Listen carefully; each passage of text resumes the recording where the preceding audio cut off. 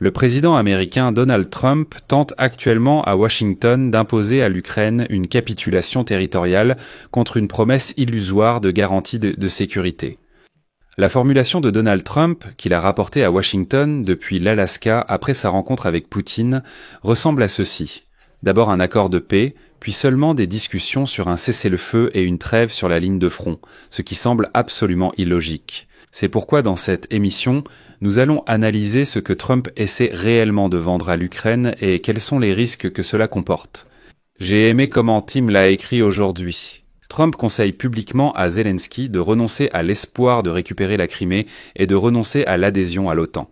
Et il déclare qu'on peut mettre fin à la guerre presque immédiatement si l'on ne vise pas un cessez-le-feu, mais directement un accord de paix.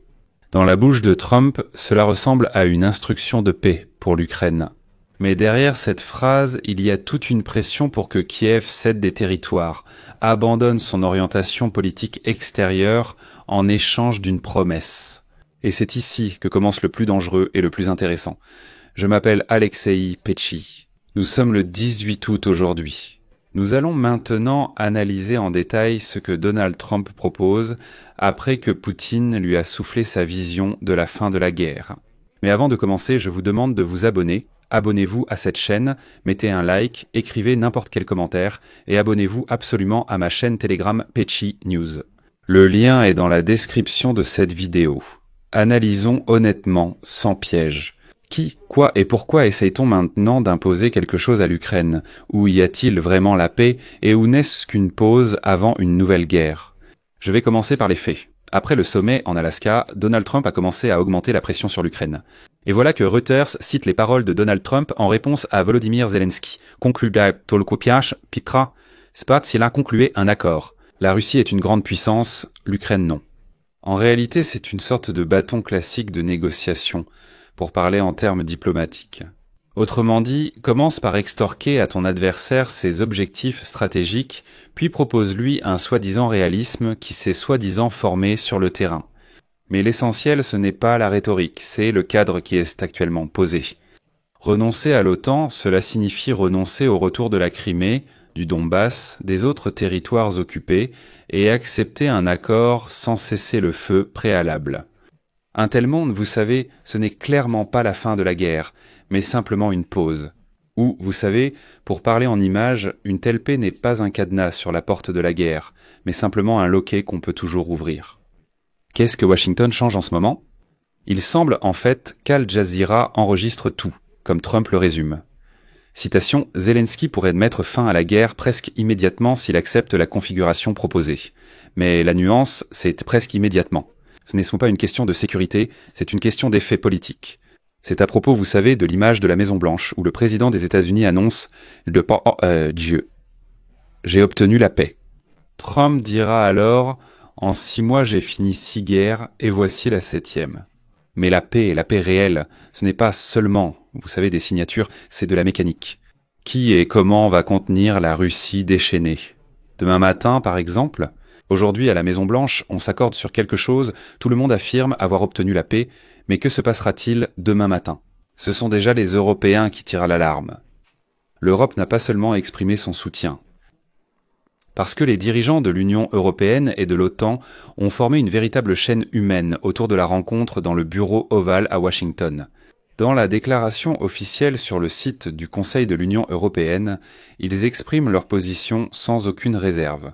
L'Ukraine doit recevoir des garanties de sécurité solides, sans restriction sur ses forces armées. La Russie ne doit pas avoir de droit de veto sur son adhésion à l'Union européenne ou à l'OTAN, et les frontières internationales doivent rester inchangées. L'Ukraine. Si l'on traduit du langage diplomatique en langage courant, cela signifie à peu près ceci. Aucun accord ne se fera au détriment du territoire et du statut de l'Ukraine. Ce n'est plus une simple déclaration, c'est une marche qui résonne dans le bureau ovale et reflète la position européenne.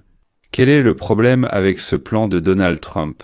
C'est qu'il propose de complètement renverser toute l'approche de la paix. Il suggère en fait un accord de paix sans réel cessez-le-feu sur la ligne de front. Et aujourd'hui, Reuters décrit clairement ce revirement de position. Avant l'Alaska, Trump menaçait d'être mécontent s'il n'obtenait pas de cessez-le-feu après sa rencontre avec Poutine. Après la rencontre, il approuve Poutine et déclare « Oui, pourquoi une trêve ou un cessez-le-feu ? D'abord un grand accord, puis tout le reste. » Encore une fois, en langage militaire.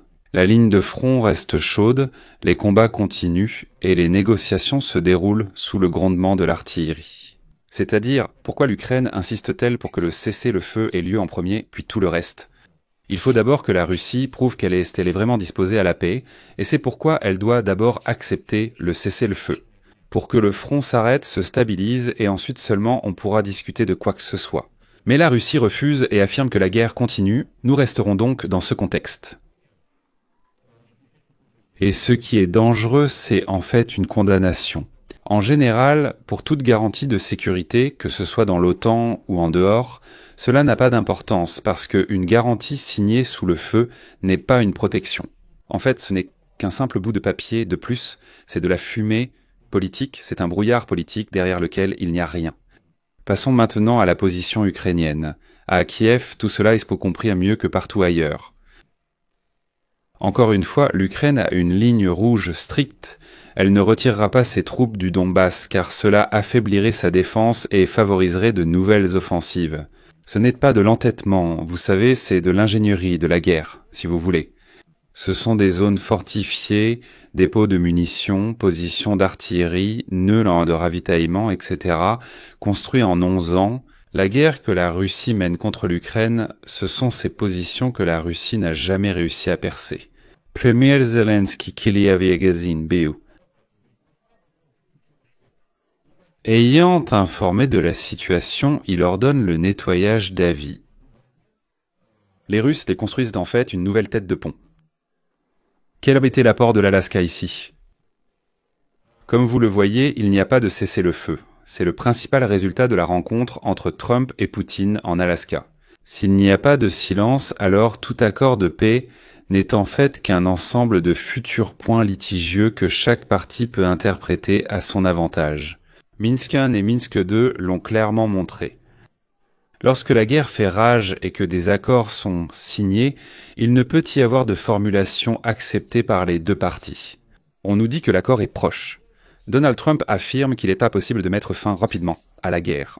Mais ce presque dans de telles histoires, vous savez, c'est en fait un couteau posé sur la gorge de la victime. Et on dit à cette victime, signe maintenant parce que tu as des problèmes. Voilà la position que propose Donald Trump. Voyons maintenant la répartition mondiale de cette proposition. Ici, plusieurs médias occidentaux comme Reuters et le Financial Times, en se référant à leurs interlocuteurs, décrivent le noyau, disons, de la position russe concernant les négociations.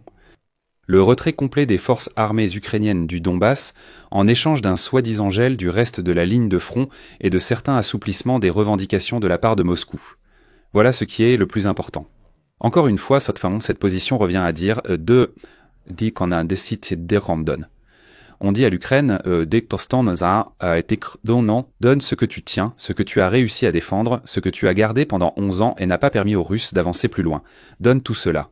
Et nous, les Russes, disent-ils, nous nous arrêterons soi-disant avec grandeur d'âme et réfléchirons à ce qu'il faut faire ensuite. C'est justement dans ce contexte que résonne le Gotta make a deal de Trump, qui dit de conclure vite un accord. Vous savez, comme si la défense ukrainienne, la constitution ukrainienne, n'avait absolument rien à voir ici. Mais les Européens répondent assez clairement dans un document où ils écrivent « Nous continuerons à renforcer les sanctions tant qu'il n'y aura pas de paix juste et durable. » Donc aucun cadeau au Kremlin en échange de concessions de Kiev. Ici, bien sûr, les partisans de Donald Trump diront « Écoute, Trump promet une garantie, des garanties de sécurité. Font des chars qu'on croira. Peut-être que c'est vraiment une solution. Oui, ils promettent. » Et même son équipe le confirme. Elle dit que Poutine a en principe accepté de telles garanties de sécurité pour l'Ukraine dans le style de l'OTAN, mais sans adhésion à l'OTAN. La question est ailleurs. À quoi cela ressemble-t-il ? C'est-à-dire, ça sonne plutôt bien. Mais toute garantie, sans la fixation d'un mécanisme de leur mise en œuvre, sans ratification, sans volume défini de livraison d'armes si nécessaire, c'est en fait le mémorandum de Budapest 2. Seulement, probablement avec une couverture plus jolie. L'Europe le voit, l'Ukraine le voit. C'est pourquoi l'Europe et l'Ukraine insistent pour qu'il n'y ait aucune restriction sur les armes et forces armées ukrainiennes. Voilà la principale garantie, parce que tout le reste, malheureusement, quoi qu'on en dise, ce ne sera qu'un bout de papier. Nul ne sait si ce papier sera respecté plus tard. La principale garantie reste de ne pas céder aux exigences de Poutine, qui souhaite limiter les forces armées ukrainiennes. Parce qu'une promesse, soyons clairs, ce ne sont pas des missiles, ce ne sont pas des obus, et ce ne sont même pas des cartouches. Autrement dit, la véritable mécanique d'une garantie de sécurité, c'est quelque chose de concret. Et encore une touche psychologique de plus. The Guardian compare la suite européenne de Zelensky à des gardes du corps, tant au sens figuré que politique. Il ne s'agit pas de solidarité, c'est une assurance contre le scénario d'une paix rapide au prix des terres d'autrui. Une paix rapide devient vite une guerre, et le coup politique retombera sur Bruxelles, Londres, Berlin et Varsovie. Et comme le souligne The Guardian, c'est le sens du débarquement massif des Européens à Washington.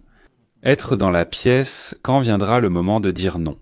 C'est-à-dire que lorsque Trump insistera sur les exigences de Poutine, ceux qui soutiennent Zelensky seront là pour lui dire non. Nous ne comptons pas capituler. Donc, en conclusion, je peux simplement citer ce qui circule aujourd'hui dans l'espace médiatique. On peut résumer la rhétorique ainsi. La Maison-Blanche dit « renoncer à l'OTAN et à la Crimée, renoncer au Donbass et ensuite signer un accord ». L'Europe dit que les frontières ne se changent pas par la force, Kiev affirme qu'ils n'ont pas l'intention de quitter le Donbass. Et c'est entre ces deux piliers, excusez-moi de parler de façon imagée, qu'il y aura un fil sur lequel tous les participants aux négociations devront marcher. Ce fil est en réalité plus fin qu'il n'y paraît. D'un côté, soyons honnêtes, il y a des promesses, de l'autre, la défense et le droit. Il y a les forces armées ukrainiennes, la Constitution, des positions claires sur le front, et en face, une promesse de garantie de sécurité. Et si cette paix sans cesser le feu, comme le propose Donald Trump, devient un modèle, alors le mot paix, malheureusement, ne sera qu'un mot dans le titre de l'accord. Nous nous retrouverons dans une situation où la reprise de l'agression russe deviendra bien plus réaliste. Je vais donc mettre des points de suspension ici. Aujourd'hui, nous ferons le bilan de la rencontre entre Donald Trump et Volodymyr Zelensky. Donnez votre avis, vos conclusions dans les commentaires sous cette vidéo. Abonnez-vous à la chaîne, abonnez-vous, cliquez sur la cloche et n'oubliez pas de mettre un like. C'est tout pour aujourd'hui. Prenez soin de vous. À bientôt à tous.